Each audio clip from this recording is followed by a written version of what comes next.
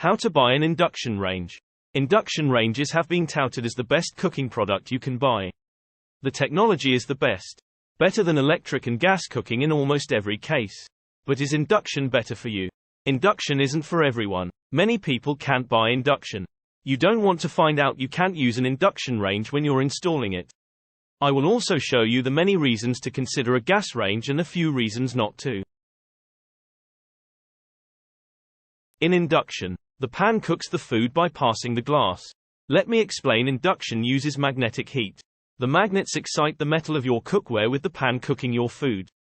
That's my definition. Carbon Switch, an online platform for guides and reviews on sustainable living, defines it more technically. Beneath each zone of a smooth ceramic glass induction cooktop lies a coiled copper wire.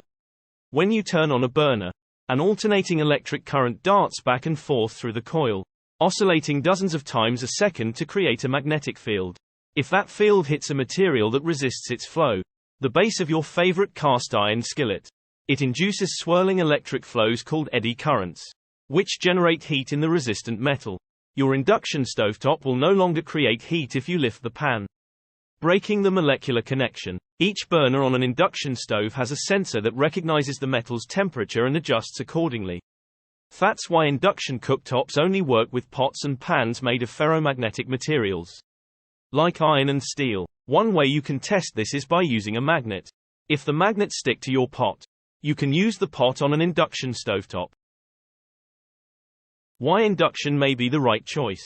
Speed. Induction is efficient and fast. It's faster than the fastest Pro range at 25 to 30,000 BTU. British Thermal Unit. Induction is the newest cooking technology introduced in the 1980s. Gas ranges haven't changed that much since the 1930s. However, gas burners have a higher output than induction, but you lose nearly 40% of that heat while cooking. Simmer. Induction stovetops have an instant simmer. In the example above, I had to wait for the element and the glass to cool. Induction bypasses the glass to provide an instant simmer. Cleanability. Food doesn't bake on the cooktop because the glass doesn't heat. Thus, cleaning is much easier. It's much easier than a sealed gas burner because that, too, is tough to clean. Pro tip: our previous chef used a splat mat between the pot and glass, making it simple to clean. The rubber mat doesn't heat, and she always just cleaned it off at the sink. However, you must be careful if you're cooking for longer periods because the mat picks up the residual heat from the pot. Easier to vent. Induction requires less venting because you have less heat escaping from the burners. Like a gas range, it might not seem like a big deal, but Massachusetts has make-up air laws stating any vent over 410 cfm cubic feet per minute needs fresh air to return.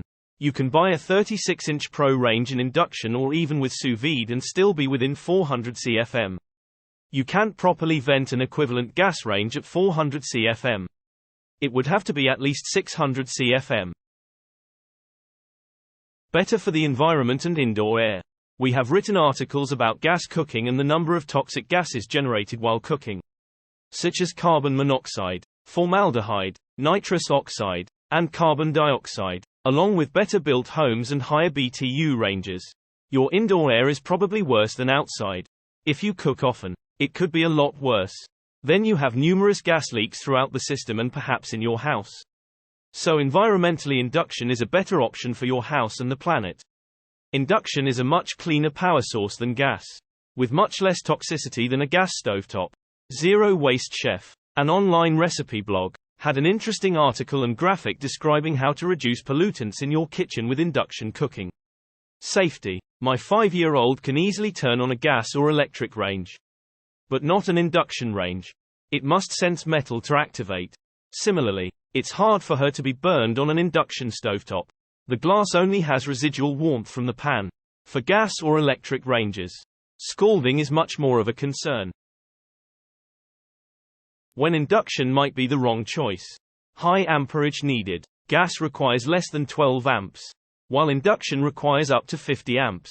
If you live in an older building or condo, you may not have the amperage you need to power your induction range. At the very least, you will need a new electric line to the range and maybe a new panel and service. Cost. An induction range will cost more than the equivalent gas range and far more than an electric range. Reliability. Gas ranges are 6.4% more reliable versus 9.6% for induction ranges. Much of the service for induction is electrical spikes shorting out the ranges. Power outages. You can light a gas range during a power outage. You cannot start an induction range during a power outage. You are used to gas. You see the gas when it's on. You want to toss the pan with the food up like a restaurant. You can do that with gas. In induction, the unit will shut off when the magnets do not sense metal. Key takeaways. First, you need to decide on several basic factors. What size do you need for an induction range? 30 or 36 inches.